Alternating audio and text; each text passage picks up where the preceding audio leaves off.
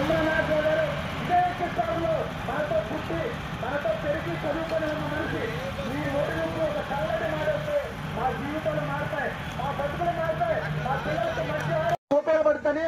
చదువుకున్న ప్రతి ఒక్కరిని కూడా తెలియని తల్లిదండ్రులు చెప్పి ఉన్న భూమిని మనం సింగరేణికి ఇవ్వటం జరిగింది.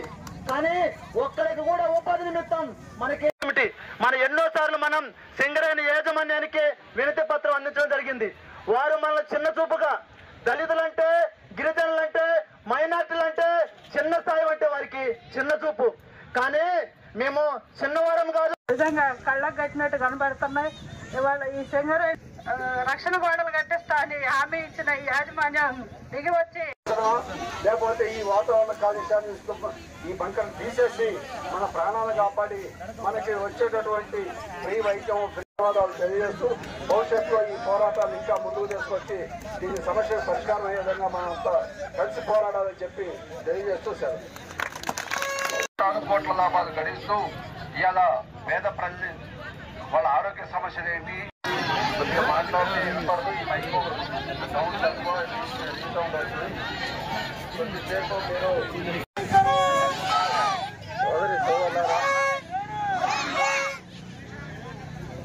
సోదరి సోదరులారా జలాల్ని అది జలాల్ని ఈ విధంగా అన్నింటినీ కారు చౌకగా పెద్ద పెద్ద కంపెనీలకు అప్పచెప్పటం వారి లాభాలే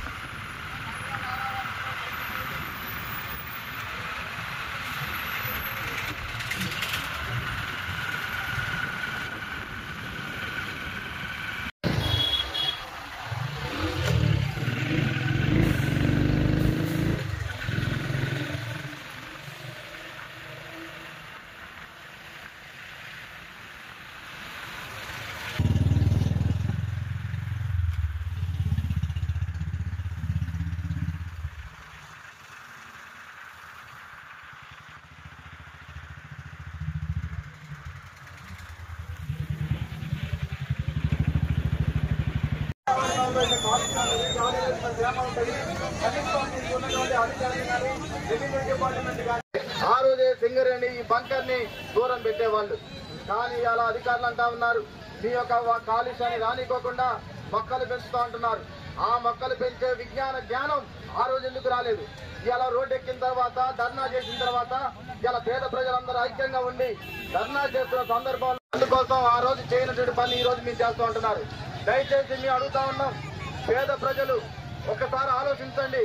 వీళ్ళంతా పెద్ద ఉన్నటువంటి వర్గాలు పోలీసులు